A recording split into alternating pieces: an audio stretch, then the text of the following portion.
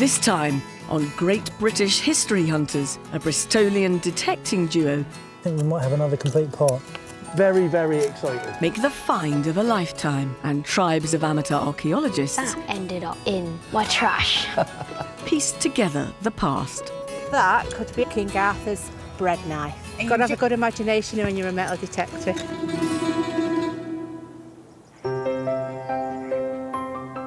The last year has seen a huge rise in the number of people taking up metal detecting. And for those lucky enough to discover archaeology, they're adding to the whopping 1.5 million finds recorded with the Portable Antiquities Scheme since 1997. Many spend weekends out in the glorious countryside with fellow enthusiasts on club digs. Let's go. Let's do it.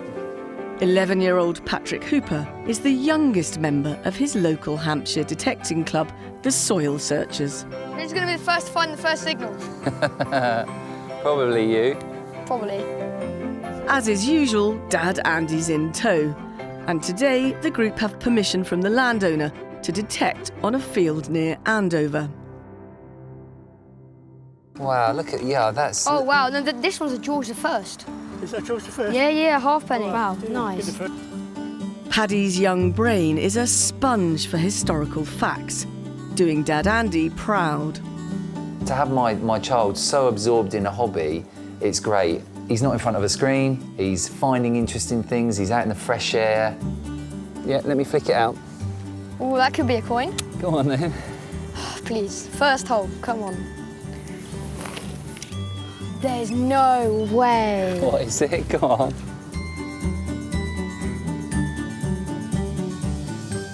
It's a full crotal bell. You did First hole. From the Middle Ages, crotal bells were fastened to animals to keep track of livestock and warn of approaching horse-drawn vehicles. So how old do you think that is, Paddy? Oh, I can't remember. It's to do with this little, the top bit, but I reckon 1800s. Back home in Fleet, Paddy shares his passion with the world on his own Paddy Detects YouTube channel. Hey everyone, I'm out digging. Of course I am. Check that out. Look how big that musket ball is. I love metal detecting because you can find something like a Roman coin. The last person that touched that was about 1700 years ago. So were they an emperor? Were they just a peasant, a farmer? What were they doing? How did they lose that coin? Because that coin might have been a really quite expensive one. Though his detecting career has been short, Patrick's developed something of a Midas touch. It's a gold coin. And in 2020, he became one of the youngest ever finders of treasure. This, everybody, may not seem like much, but we think that is Bronze Age gold. That is mental. I just couldn't believe I found something that old, and it's gold. It's so rare. It's truly incredible. As an object suspected to be made of precious metal, and more than 3 centuries old, Paddy did his legal duty under the Treasure Act and reported the ribbon to the Portable Antiquities Scheme. It's currently being analysed at the British Museum to discover if it does indeed date back 3,000 years to the Bronze Age. If confirmed as treasure, and a museum wishes to acquire it, Patrick could receive a finder's reward. My goal isn't to get rich. I just want to be able to show people what I've discovered. To get it in the museum would be awesome, so I can have, a little case with my name on that I've found that and rescued that piece of history.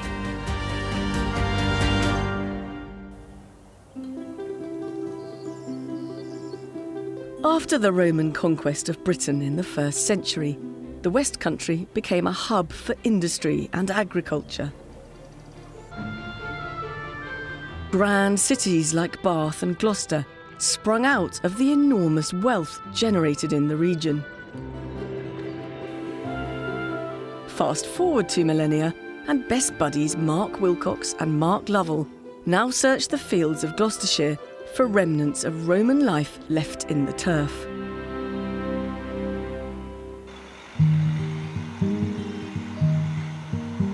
I've done all sorts of different things. Jack of all trades, master of none, they would probably say. Since they met as neighbours 30 years ago, it's only their 9-to-5s that keep them from their mission. I've been fencing for 12 years. It's quite an enjoyable job because you see an end result. Finding that big hoard of gold, it's a nice dream, but you've got to stay attached with reality because, you know, it may not happen.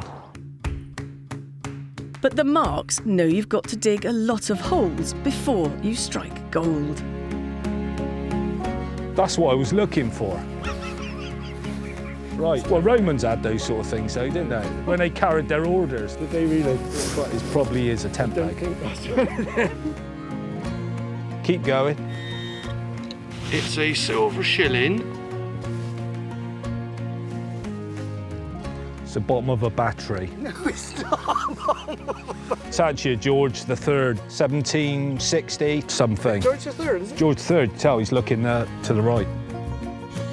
In a tradition first established by Charles II, the direction in which a head faces on a coin alternates between successive monarchs. Yeah, fair play. You did say it was silver, didn't you? It was silver, and I was bang on the money. Yeah. Recently, Mark and Mark have stepped up their search for evidence of Roman activity. But wives Jane and Glenda are sceptical of their chances. Oh, the wanderers return. Show us your treasure. I found a lovely silver shilling. Yeah, so I found a couple of big tent pegs. So was that it then? Yeah. yeah. Yeah, but we were actually surveying the land for a future visit. So is it a field worth going back to? Yeah, definitely. Is that based on 2 tent pegs and a silver shilling? Yeah, silver Okay. shilling's lucky. You wait, there'll be more than that there. I promise you.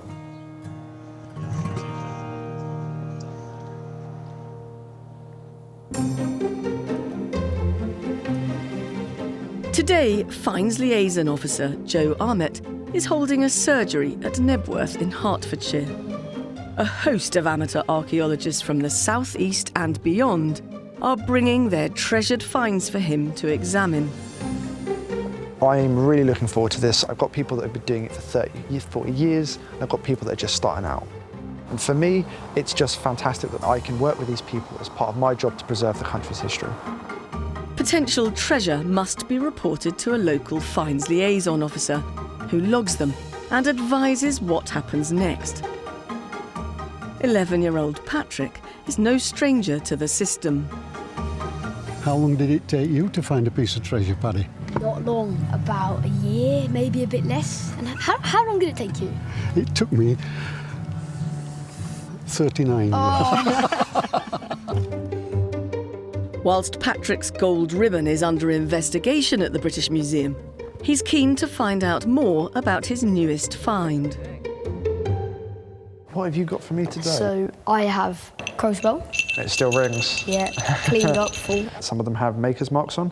Yeah. And actually, does this one do? It's got a letter T on the bottom. Yeah, there's a letter T Yeah. on just there. Oh yeah, I see that. So who would that be then? It's difficult because I think there's only one letter on there, and Right. there's a lot of bell makers that might be called Thomas or something along those things. Okay. These objects were really nice to bring in. I believe you've already got a bit of treasure in the system currently, a lovely little bit of gold. Yeah, so that ended up in my trash. Paddy cast aside this bit of treasure without a second glance, thinking it was a bit of foil. Luckily, a glimmer caught Dad Andy's eye. And it was only when I was cleaning out his bag, had a little look and thought, oh, that looks interesting. Bright gold thing. And I know archaeologists that have done it. I know metal detectorists that have done it. You're not the first, and Okay. you'll definitely not be the I last. feel a bit better now. I have heard from the British Museum. Really? The science team have done some really interesting examination of the gold. I think the treasure team would be delighted to have you along to see what they've discovered. oh, that Definitely. would be cool. Thanks, Yeah, Ray. can't wait. Thank you so much. British Museum scientists have been trying to establish whether Patrick's ribbon gold dates back to the Bronze Age, and also whether it officially qualifies as treasure. For Paddy to receive a finder's reward, it must be more than 10% gold. I can't believe that I'm allowed to go up to the British Museum to check out my gold. I really want to find out, where that gold was from, the exact age. It's just going to be so good.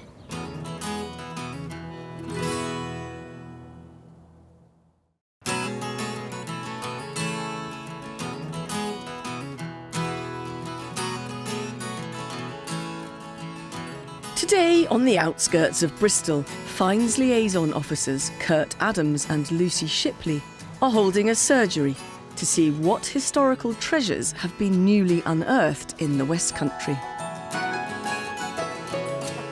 Lucy's hoping to assess items from a period she rarely sees on her patch further south in Devon. In Devon, during the Roman period, it's sort of perceived as being a backwater. Gloucestershire is much more desirable as an address for your Romans. Yeah. Our two Bristolian detectives, Mark and Mark, have brought a number of objects recovered from a single field, and they're desperate to get a date on them. Wow. That's quite a lot of stuff there. That's quite significant. Straight away, drawn to this little beauty. The stunning boar. That is absolutely beautiful. Fantastic crest running down the back of the beast. It looks like there would have been settings for stones for the eyes. Look at that. Oh, it's so gorgeous, isn't it? Wild boar figurines cast from bronze were popular as far back as the Iron Age, leading Kurt and Lucy to suspect this one could be as much as 2,000 years old. Boars have all sorts of interesting symbolism in the Iron Age and sort of early Roman period, don't they? Yeah. And this kind of idea about heightened masculinity comes through. You can see he's definitely a boy. The marks have brought some other artefacts that suggest the Romans were also active in this same field. We've got the coins there as well. You've got your two soldiers with the standards, which is quite a common Roman coin. They're sending propaganda across the empire, just saying how great the Roman army is by using this imagery on the back of these coins. 3 of these coins here, they've been fused together. Now that's quite interesting. They've been placed in the ground as a group. And the evidence of Roman occupation doesn't end there. Oh my goodness. Let's have a look through this. Where did you say this was from? Is this all from the same area? This is all from the same site. So that's really interesting, actually, that we've got the Iron Age boar and we've also got Roman pottery as well. It could be that we've got continuation of use on that site from the Iron Age right through the Roman period. So you basically think on that box we've got habitation from 50 BC on as late as 330, 350? Potentially. Thank you. That really puts us in the picture about what may be going on this site. And we're definitely going back, aren't we? Yeah, we're definitely going back, so thank you. If you find anything else, do give us a shout. We got your number. I can't believe all that vast range of material from just the one site. Something is definitely going on there. I can't wait to get back on that field now. Sunday morning? Yep. 8 o'clock instead of 9? 7 o'clock, I'll be there.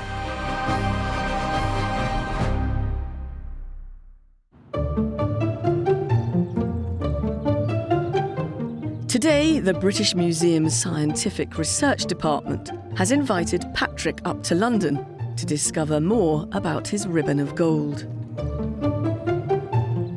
He's going beyond the galleries and into the museum's labs, where metal scientist Laura Perucchetti has been examining his find. It came out of the soil like this, you think? Yeah, it did. It's beautiful. I know, it's lovely. Using an XRF spectrometer, Laura can reveal just how gold Paddy's gold really is. This X-ray establishes the amount of each element in Paddy's ribbon. To be officially declared treasure and subject to a finder's reward, it needs a precious metal content of at least 10%. And the results are in. Look at how big it is. Gold is so overwhelming that I couldn't see anything else otherwise. Yeah. So definitely a lot of gold. Oh, awesome. This is, silver. Really? There's silver in there? Oh, wow. The composition of this object is consistent, like a Bronze Age, but I'm a little bit, how can I say, surprised by this amount of gold, because it's pretty high, let's say a little bit higher than what I'm usually seeing. What I would like to do now is looking at it under the microscope. Oh, that'd be amazing. And under the digital microscope, we could assess about like the kind of damage that it has, but also something about how it has been produced. When magnified by up to 200 times its size, Laura is able to reveal just how delicate the gold is. At less than a millimetre thick, its survival for centuries in the soil, not to mention Paddy's rubbish bag, is remarkable. The detail of that is amazing. I still can't believe I almost threw that in the bin. Ooh, I can see something interesting here. Yeah? Can you see this kind of inclusion in the gold? Yeah. Okay.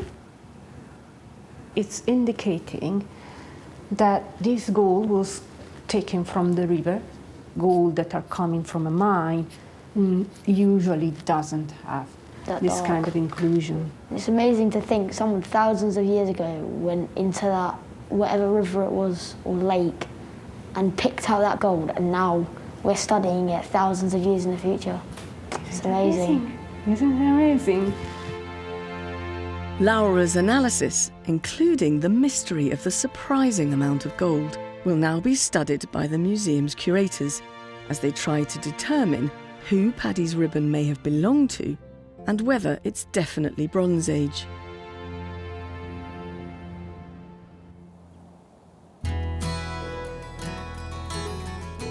Today, Warwickshire and Worcestershire Fines Liaison Officer Sushila Burford is holding a surgery in the West Midlands countryside. It's so nice to see people of all different ages and backgrounds. It's something that everyone can get involved in. That's what I love about archaeology. First through Sushila's door is 81-year-old Annie Yates, who's been swinging her detector since the 70s. Got my husband to buy one for himself, and he says I can't stand the beeping in my ears. It's idiotic. And we had a divorce nearly. And so I took over the detector and he couldn't prise it out of my hands. I mean, it was an obsession. Hello. Lovely to meet you. First of all, we have this little man, a statue of Mercury. He's my friend. He's your friend. With a detecting career spanning 4 decades, Annie's become something of an expert herself. Right, do you want to tell me a little bit about what you know about him? Well, the site I found it on was definitely Roman. Yes, it's Mercury with his little winged ankles. Finding it on a Roman site does give it weight that it was Roman in origin. Yes. But equally, in the Georgian period, they were pests and they liked to revive the classical styles, and they did turn this sort of image into a pipe tamper. Yes. So, I mean, it's possible it could be either, but I mean, it's so delicate, isn't it? And I think it isn't sturdy enough to be a pipe tamper. Shall we say he's a little Roman chappy because you found him on a Roman site? And yeah, I mean, we can't do his DNA, can we? No, well, that's it. That's the thing about history and archaeology, I suppose, isn't it? We never fully know. Oh, it's wonderful. Doesn't matter what you find, it's the anticipation of it. Absolutely. Because you're out of doors and lots of friends.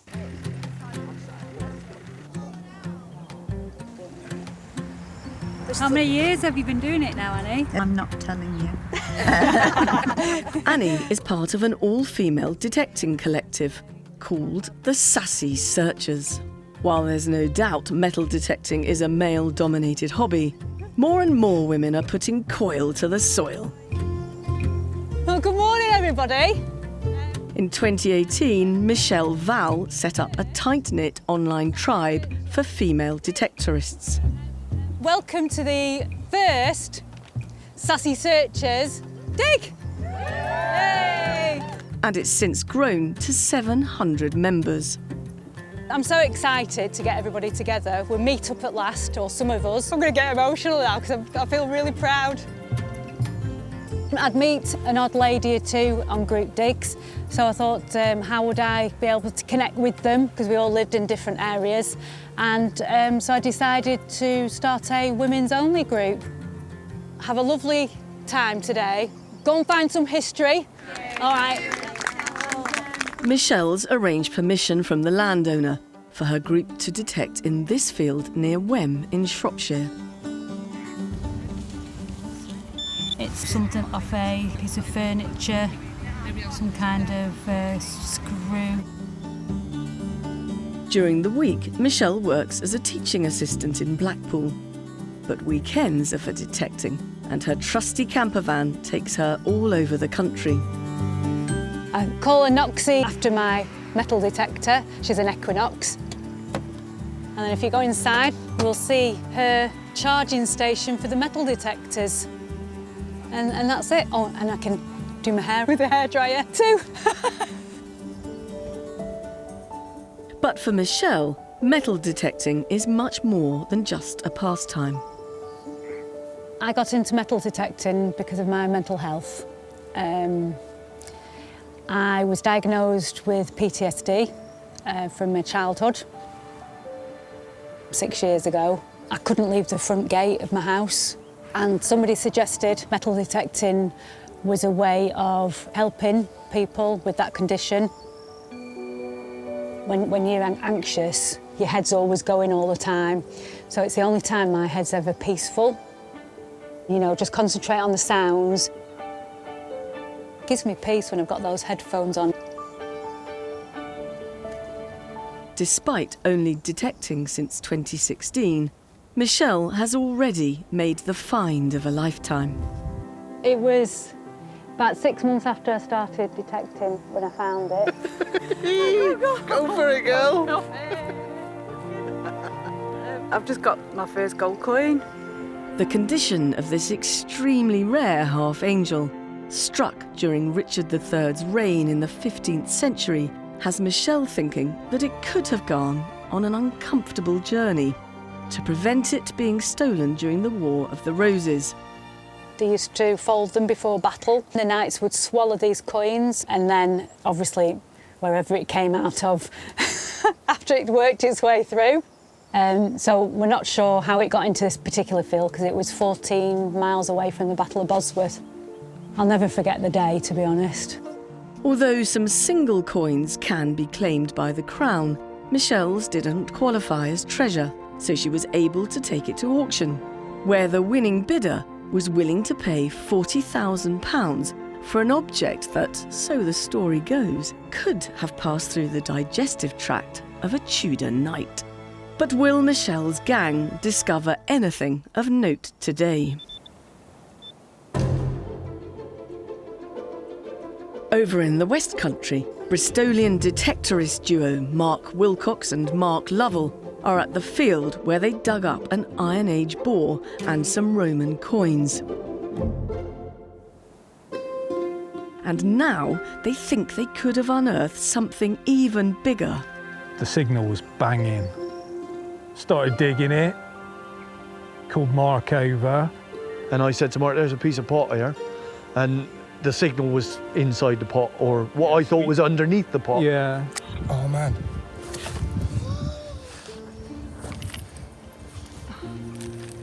And we thought, blimey, what have we found?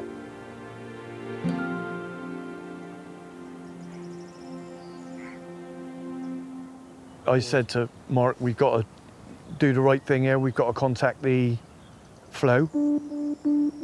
It's a legal requirement to report a potential treasure find. But once exposed, a hoard site is vulnerable to theft.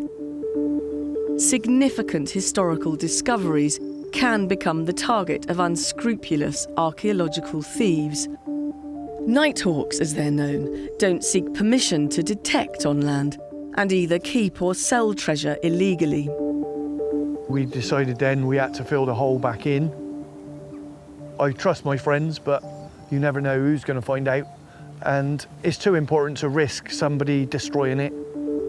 Time is critical. With Nighthawks a potential threat, the find spot needs to be excavated as soon as possible.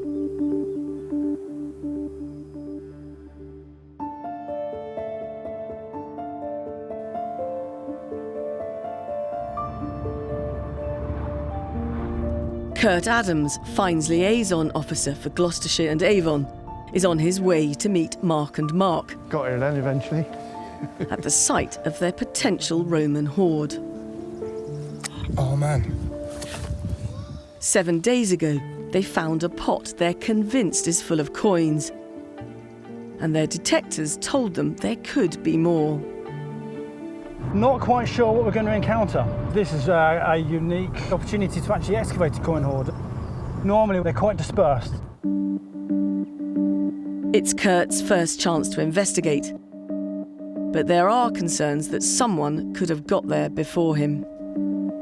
Nighthawks, these thieves, if they actually find out about a coin hoard, then they're going to steal these archaeological artefacts. So they're going to be stealing our heritage.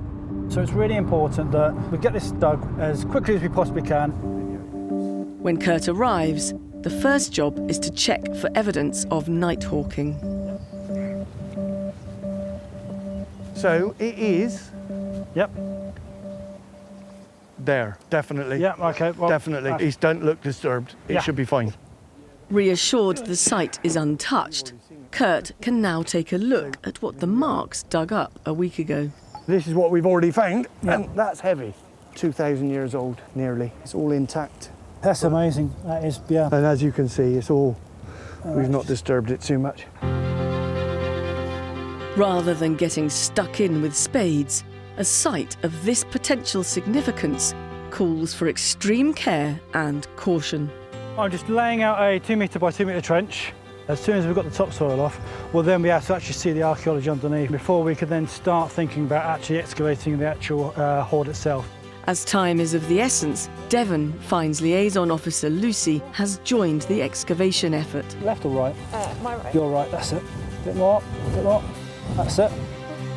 Groundwork laid, it's not long before they hit the target. If you go any further to the right, you'll be actually touching the hole that we excavated. So it's there. Yeah, that's it.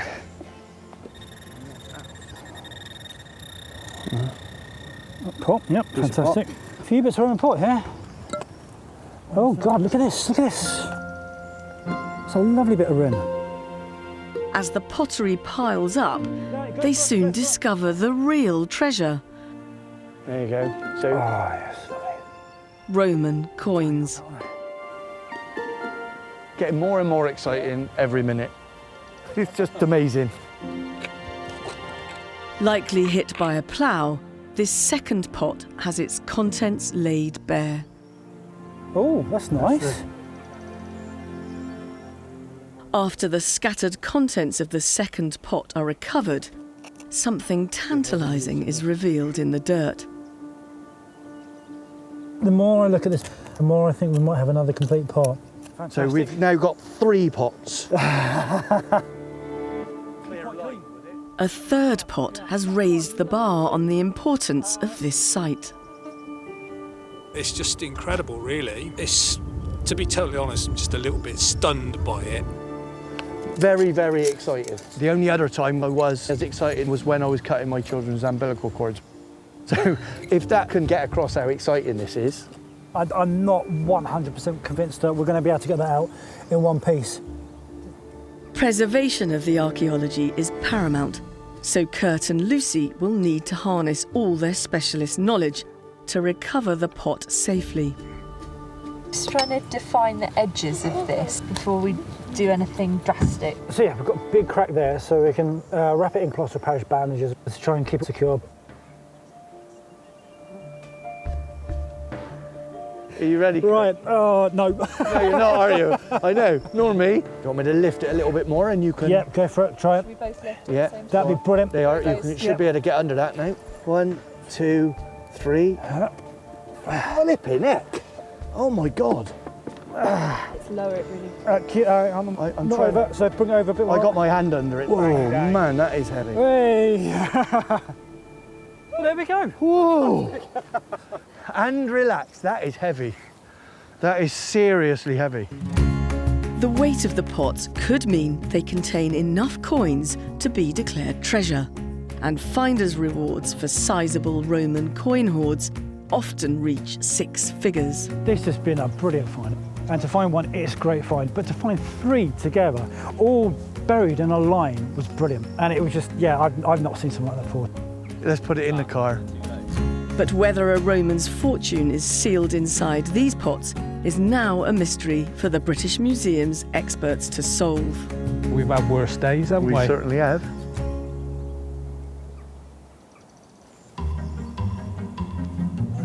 Back in the Shropshire countryside, Michelle Val and the rest of the Sassy searchers are yet to strike gold. I'm not into the shiny stuff, I like lead. Lorraine Maud has been detecting for 18 years. Most people put gold or silver in boxes like this, but I put lead. So that would have carried holy water. Lorraine's prize find is a lead ampulla. These containers were purchased by pilgrims in the 12th to 14th centuries at the shrines of revered saints. They believed the holy water contained within would impart saintly powers. That was off my local cricket, second wicket where I play. Would have had a second loop here and worn round the neck, probably on a piece of cord. So they've lost a loop, so they've lost the artefact. And I was lucky enough to find it. Hopefully, might find a bit of lead today. My kids call me the mole. Mum the mole. Tracy Benbow is a recent convert to the hobby and is looking to make a more regal discovery. That could be anything from a toilet plaque to King Arthur's bread knife. And I'm going with King Arthur's bread knife on that one. You've got to have a good imagination when you're a metal detector. I found this thing that I thought was a sword. And I said to my friends, look at this, it's a medieval sword. My friends looked at me and they said, no, Trace, that's not a sword. It's a hinge off a door. It was a hinge off the door, but never mind. It was a sword to me for a while. Elsewhere on the field, mum and daughter detectorists Lauren and Emily have a positive ID for their artefact. We think it's a shoe buckle because it's slightly curved here. It's pretty, isn't it? Yeah. Possibly Georgian. So quite old, isn't it? Yes. Now I'm going to have more snacks. Okay. Bye-bye. Bye.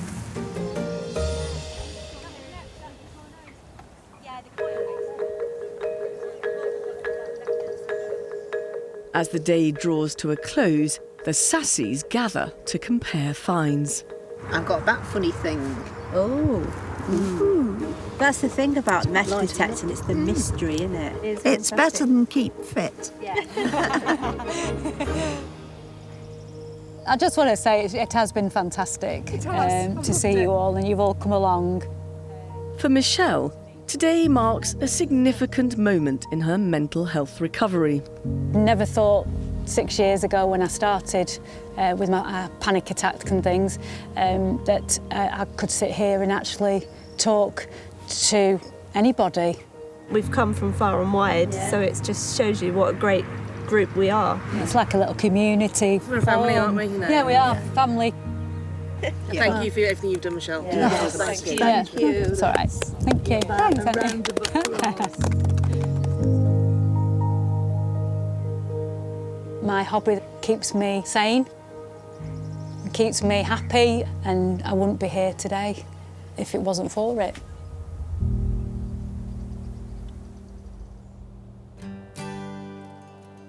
Just as individuals should record their discoveries, anything unearthed during group digs should also be taken to a finds liaison officer. So today, the youngest Sassy searcher, 8-year-old Emily, has come along with mum Lauren to report her objects to Sir Sheila. Hello. Hi, Emily. Hi, Lauren. Great to meet you. Thanks so much for coming to see me. So I found this buckle, very nicely decorated. It is, isn't it? It looks really pretty. So this is made out of copper alloy, and it dates to about the 18th century, so sort of 1700s. And you can see the curve on it. That means it went over a shoe, so that's someone's shoe buckle. So it probably would have been a lot shinier than this. And who would have worn one of those buckles? Oh, I would say some posh gent. worn it on his nice shoes, probably nicely polished. So that's a really nice find. So well done for finding that. And keep going. I bet one day I'm going to see you as Dr. Emily somewhere, expert in archaeological finds. Yeah?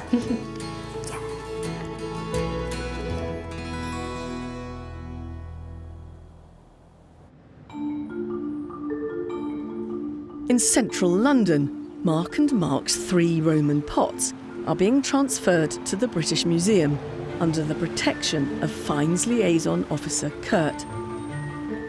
Deemed to be of significant interest, the pots are about to go through the treasure process, where they'll be investigated by specialist conservators and curators, a process that can take many months. It's quite a unique feeling to know you've got 2,000 years worth of history in the back of the car. You know you're the first person handling these objects in like 2,000 years. And it's a huge privilege, it's a massive privilege. Roman coins were discovered in the broken pot, but what's in the other 2 remains a mystery. Feel the weight of that. Wow. Senior Treasure Registrar Ian Richardson will see the hoard through the treasure process. First stop, the hotly anticipated X-ray. Can't wait to see what's actually inside them. It's amazing to get this here because there's been a lot of speculation what's actually in the hoard, so we really want to find out what the conservators are able to actually uncover. They'll be really keen to get their trowels to it, as it were. Hello, hi. Conservator Hazel Gardner has been tasked with micro-excavating the 2 intact pots. But before that can begin, she needs to see what she's contending with. The first thing we do is X-ray, just to see what we can find out. Who knows what's in the other 2? You know, could they be same date? Could they be different dates? Could it be just completely different material? And this is rather lovely because it's a complete pot, so all credit to the finders. They are very, very, very heavy compared to the broken pot. So there's something quite substantial in there. Maybe even there might be some gold objects in there, who knows? But it's going to be really exciting to find out.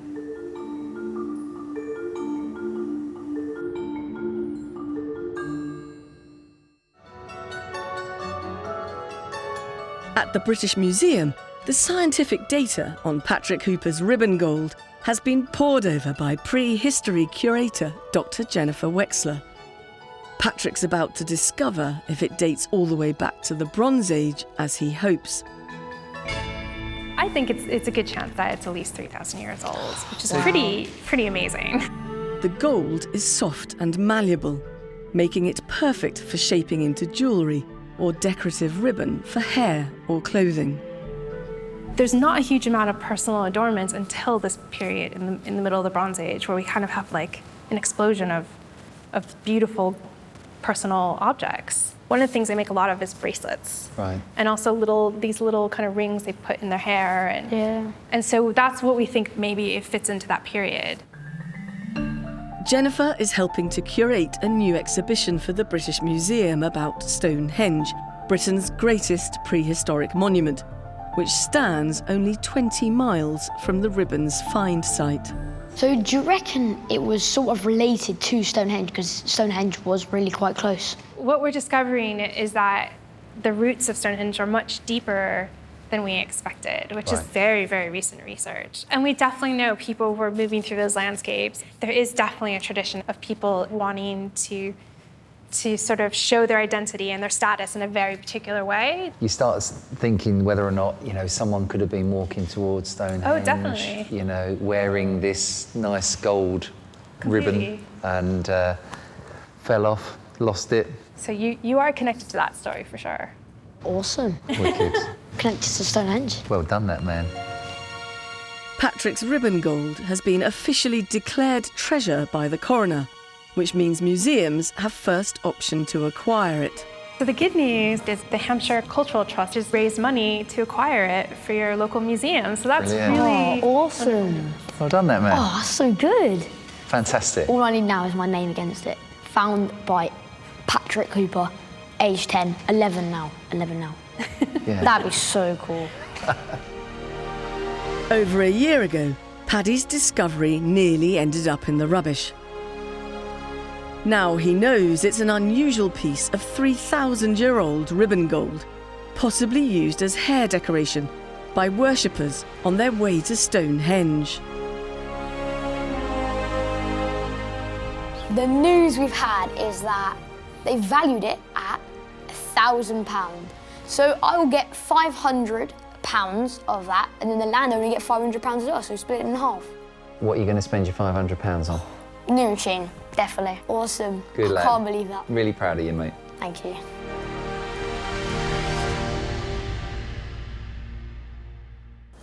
Oh, man. It's been almost 2 months since Mark Wilcox and Mark Lovell discovered 3 pots of potential treasure. And at the British Museum, conservator Hazel Gardiner has spent the last week delicately working on the coins from the broken pot. So my role is to complete all the cleaning of all of the coins, to do all of the micro-excavations and to produce reports. I mean, as long as I can get the mint mark out, that is the identification of the coin, that's the key thing. Hazel's painstaking work, usually an hour a coin, will allow each one to be ID'd, enabling the hoard to be valued. Although the metal has corroded out, the form of the coin and the features are still there. So basically what we're doing is trying to clean off the mud and the silicates, but to retain this conservation surface. It's quite difficult because it is really soft. But today she's briefly downing tools. Finders Mark and Mark have come up from Bristol, and they're dying to know what Hazel has discovered inside the intact pots. Lovely to meet you. Yeah. But first, they get a look at the pot itself. Okay, well, we thought we'd start with this one. Oh my God. Oh, the hands were all intact and everything. The immediate interesting things about this is this dent here. One theory is that the Romans would often use substandard pots. I suppose if you're going to bury something, you don't want to be burying it in your best pot. I mean, that's incredible. We didn't realise there was any decoration on it. I mean, I can't believe how much detail there is on it. Yeah, it's absolutely incredible. Yeah. But it's absolutely brilliant to have got it out intact like that. We want to know what's in there. Hazel's X-ray is a window into the past, but it takes an expert eye to work it out. You can see by the complete whiteout in the middle, there's a lot of metal in there. Yeah. And on the edges there, you can make out the coin shapes, and they look like they're coming quite high up the neck of the vessel. It's absolutely stuffed to the top with coins. Incredibly, the team have an ID on the coins just from the X-ray. And it matches what Hazel has already discovered in the broken pot. These are the coins from the scattered pot. The bulk of them that we've cleaned so far seem to be commemorative Constantine coins. Constantine the Great was Roman emperor between 307 and 337 AD, during which time he founded a new eastern capital, Constantinople, and Christianity became the official Roman religion. The X-ray of the second pot shows it's equally jam-packed full of coins, and over the next few weeks, Hazel discovers a further 1,862 coins in the smaller pot and a whopping 4,271 coins in the larger pot. So with more than 6,500 coins in their hoard, the Marks are dreaming big. My daughter's asked me to buy her a house. So it's still an unfolding story. Yeah. Watch this space.